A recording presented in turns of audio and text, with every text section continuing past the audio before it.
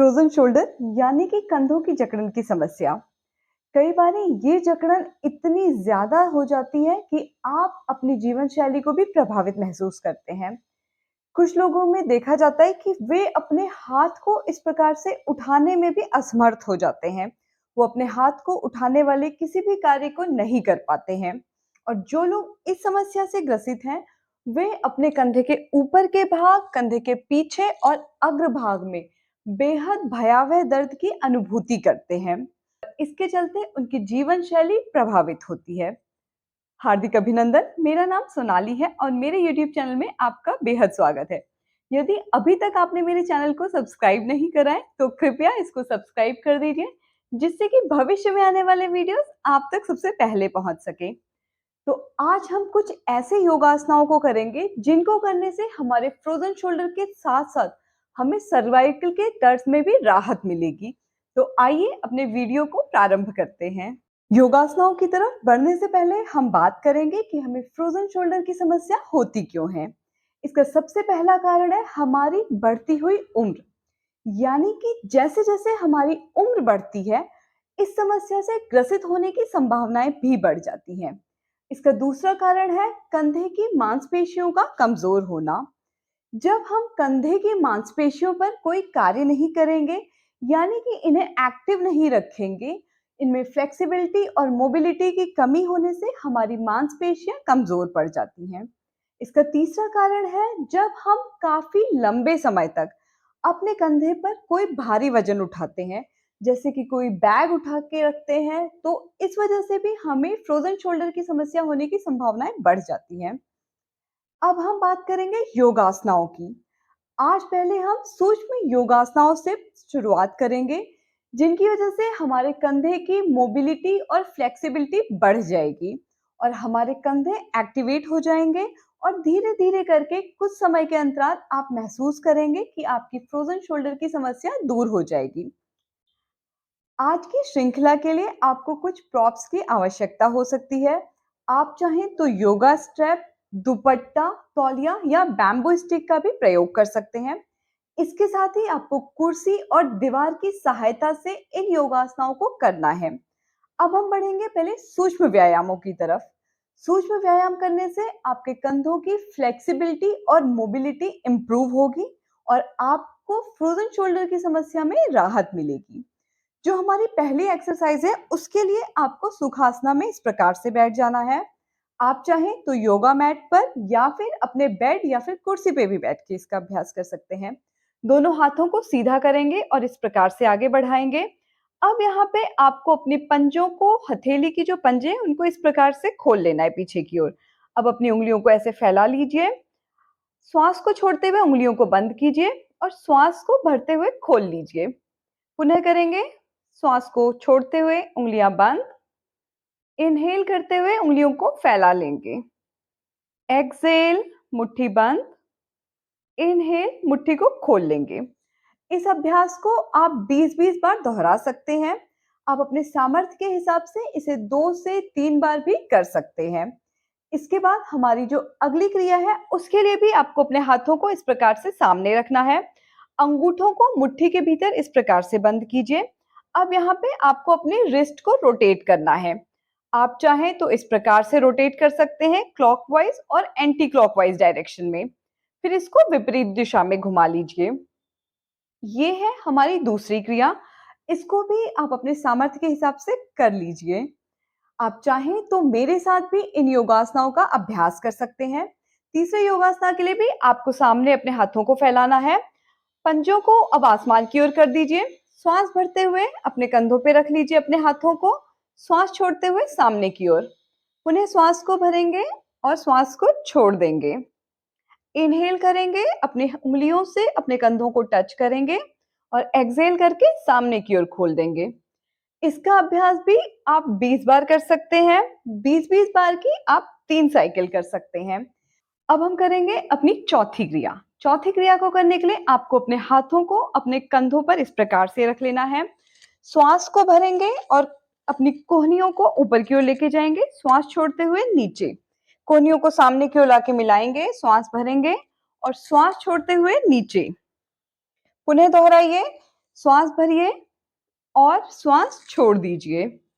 इसको भी आप 15 से 20 बार कर सकते हैं और 3 बार इस अभ्यास को आप दोहरा सकते हैं। इसके बाद हम करेंगे शोल्डर रोटेशन यानी कि कंधों की रोटेशन। इसके लिए आप बैठे रहेंगे और कंधों को इस प्रकार से आगे से पीछे की ओर लेके जाएंगे। इसके भी आप 20 राउंड्स कर सकते हैं और एक-एक राउंड की आप 3 साइकिल रिपीट कर सकते हैं। इसके बाद इसे एंटी क्लॉकवाइज में डायरेक्शन में घुमाएंगे।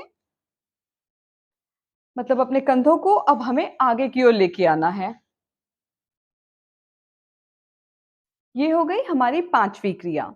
छठी क्रिया के लिए हमें अपने कंधों को ऊपर की ओर ले जाना है। जब आप इनहेल करेंगे तो कंधों को ऊपर की ओर स्क्वीज करेंगे और एक्सहेल करते हुए नीचे। Inhale up, exhale down. श्वास को अंदर भरेंगे और कंधों को ऊपर लेके जाएंगे। श्वास छोड़ते हुए नीचे की ओर आ जाएंगे। अब बढ़ते हैं अपनी अगली योग क्रिया के लिए। इसके लिए आपको अपने हाथों को अपने शरीर के इर्द गिर्द इस प्रकार से खोल लेना है।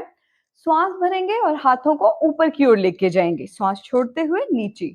आपको कोशिश करनी है कि आप अपने हाथों से बड़ा सा शून्य बनाएं, यानी कि आपको 0 बनाना है। पहले आप क्लॉकवाइज डायरेक्शन में अपने हाथों को घुमाएंगे। इसके उपरांत आप एंटी क्लॉकवाइज डायरेक्शन में अपने हाथों को घुमाएंगे। इसको भी आप 20-20 राउंड्स के एक साइकिल कर सकते हैं और 2 से 3 साइकिल आप दोहरा सकते हैं। इसके बाद अगली क्रिया यानी कि 8वीं योग क्रिया के लिए आपको अपने हाथों को सामने लेके इस प्रकार से इंटरलॉक करना है। श्वास भरते हुए ऊपर लेके जाएंगे और श्वास छोड़ते हुए सामने। श्वास भरेंगे और हाथों को ऊपर लेके जाएंगे, श्वास छोड़ते हुए सामने ले आएंगे। शुरुआत में हो सकता है कि आपका हाथ इतना ऊपर ना जाए। यदि आपका हाथ यहाँ तक जा रहा है, यहाँ तक जा रहा है, जितना जा सकता है आसानी से आपको उतना ही लेके जाना है। जब कुछ समय तक आप निरंतर अभ्यास करेंगे तो आप देखेंगे कि पहले आपका हाथ यहाँ तक उठ रहा था, फिर यहाँ तक उठने लगा और यहाँ से यहाँ तक। धीरे-धीरे योगाभ्यास आपको लाभ देता है। अचानक से इसका लाभ आपको नहीं मिलता है। तो इसीलिए कंसिस्टेंसी बहुत ज़्यादा ज़रूरी है। इसके बाद अगले योगासना के लिए भी आपको ज़मीन पर या मैट पे इस प्रकार से बैठना है। हाथों को सामने लेके आइए, श्वास भरिए और पीछे लेके जाइए साइड में। आपकी कोहनियाँ नहीं मुड़ेंगी और गर्दन भी सीधी ही रहेगी। श्वास को भरिए, साइड में लेके जाइए, श्वास छोड़ के हाथों को आगे मिला लीजिए। पुनः दोहराइए, श्वास को भरिए और श्वास को छोड़ते हुए हाथों को आगे मिला लीजिए। इसको भी आपको 20-20 बार के 3 साइकिल्स में रिपीट करना है। अगले योगाभ्यास के लिए आपको कुर्सी की आवश्यकता होगी। हमें कुर्सी को इस प्रकार से रख लेना है। एक हाथ कुर्सी पर टिका दीजिए और अगले हाथ को इस प्रकार से नीचे पेंडुलम की भांति हल्के-हल्के आगे पीछे की मूवमेंट करानी है। यदि आपसे इस प्रकार की मूवमेंट संभव नहीं है, तो आप अपने शरीर को इस प्रकार से आगे पीछे करिए, जिससे आपका जो हाथ है वो स्वाभाविक रूप से खुद ही घूमने लगेगा। आप देख सकते हैं कि मेरा हाथ पेंडुलम की भांति आगे और पीछे की ओर हो रहा है। इसके बाद अगली क्रिया है, वो भी पेंडुलम पे ही आधारित है। आपको अपने हाथ को इस प्रकार से अपने सामने की ओर पेंडुलम की तरह हिलाते रहना है। इसे भी आप 20-20 बार की 3 साइकिल्स में कर सकते हैं। तीसरी क्रिया के लिए आपको अपने हाथ को इस प्रकार से रोटेट करना है। एक सर्कल बनाने की कोशिश करनी है। पहले क्लॉकवाइज बना लीजिए और फिर एंटी क्लॉकवाइज। फिर यही क्रिया अपने दूसरे हाथ से दोहराएंगे, लेकिन ध्यान दीजिएगा सभी क्रियाओं को आप अपने सामर्थ्य के हिसाब से ही करिएगा। अगली क्रिया के लिए आपको दीवार के सहारे इस प्रकार से खड़ा हो जाना है। दीवार की तरफ मुंह कर लीजिए। अब अपने हाथों को अपनी छाती के इर्द गिर्द रख लेंगे इस प्रकार से और धीरे धीरे अपनी उंगलियों की सहायता से हाथों को ऊपर की ओर लेके जाएंगे। यथासंभव ऊपर लेके जाना है। 2 सेकंड होल्ड करना है यहीं पे और फिर धीरे धीरे अपनी प्रारंभिक अवस्था में वापस आ जाएंगे। पुनः इसको दोहराएंगे। हाथों को ऊपर की ओर लेके जाएंगे, होल्ड करेंगे 2 सेकंड के लिए और फिर धीरे धीरे हाथों को हम वापस से अपनी प्रारंभिक अवस्था में ले आएंगे। ये एक्सरसाइज वैसे तो बेहद ही सूक्ष्म है, सरल है, किंतु बेहद ही लाभकारी है। इसको भी आप अपने यथासंभव कर सकते हैं। आप चाहें तो 20-20 बार आप इसको 3 साइकिल्स में दोहरा लीजिएगा। अब बढ़ते हैं अपने अगली योगासनाओं की तरफ। इनके लिए या तो आप किसी योगा स्ट्रेप दुपट्टा या फिर किसी बैम्बू स्टिक का प्रयोग कर सकते हैं। बैम्बू स्टिक को इस प्रकार से पकड़ लेना है, बहुत नज़दीक से नहीं पकड़ेंगे, थोड़ी-सी डिस्टेंस बना के पकड़ेंगे, जिससे कि आपको आसानी से ये एक्सरसाइज़ेज़ कर सकें। श्वास भरते हुए स्टिक को ऊपर की ओर लेके जाना है और होल्ड करना है 2 सेकंड। फिर श्वास छोड़ते हुए हम नीचे आ जाएँगे। पुनः श्वास को भीतर भरेंगे और हाथों को ऊपर लेके जाएँगे। श्वास छोड़ते हुए सामने आ जाएँगे प्रारंभिक अवस्था में। एक बार फिर से रिपीट कीजिए। Inhale, exhale, down. Bamboo stick up and down के बाद हम करेंगे पीछे ले जाने की क्रिया। श्वास को भरते हुए यथासंभव पीछे लेके जाएँगे, होल्ड करेंगे और फिर श्वास छोड़ते हुए वापस। श्वास को भरिए और हाथों को पीछे की ओर लेके जाइए, अपने शोल्डर ब्लेड्स को रोटेट करिए। श्वास छोड़ते हुए सामने आ जाइए। पुनः दोहराइए। इनहेल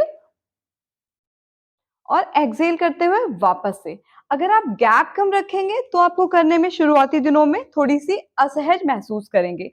इसलिए आपको गैप रखना है दोनों हाथों के बीच में, कंधों से भी थोड़ा-सा ज़्यादा आपका गैप होगा। इसके बाद अगली क्रिया के लिए हमें अपने हाथों को इस प्रकार से रोटेट करना है, जिस प्रकार से आप एक गोला बना रहे हो इस बैम्बू स्टिक से, या फिर आप कोई चप्पू चला रहे हो। इनहेल करते हुए ऊपर, एक्सहेल करते हुए नीचे। Inhale up, exhale down. फिर इसी को एंटी क्लॉकवाइज घुमा लेंगे। Inhale up, exhale down. जिस प्रकार से आप चप्पू चला रहे हो, अपने हाथों की मूवमेंट उस प्रकार से रखेंगे। Inhale up, exhale down. ये सारी ही क्रिया जब आप करते हैं तो आपके कंधों पर मोबिलिटी और फ्लेक्सिबिलिटी बढ़ेगी। इसके साथ ही कुछ ही दिनों में आपको अंतर खुद ही महसूस होगा। आज इस श्रृंखला के माध्यम से जितने भी योगासना मैंने आपको बताए हैं, आपके साथ साझा किए हैं, वे सारे बेहद ही सूक्ष्म और आसान हैं, किंतु ये बेहद लाभकारी भी हैं। आप जब इन योगासनाओं को निरंतर करेंगे तो आप महसूस कर पाएंगे कि कुछ ही दिनों में आपकी जो फ्रोजन शोल्डर की समस्या या कंधों की जकड़न की समस्या है, इससे आपको निजात मिलेगा। और यदि आप इन सभी आसनों से लाभान्वित होते हैं तो कुछ समय बाद वापस से मेरे इस वीडियो पे आइए और नीचे बने कमेंट सेक्शन में जाके मुझे अवगत अवश्य ही कराएं। और इसी प्रकार से अपना स्नेह मुझे देते रहिएगा। धन्यवाद।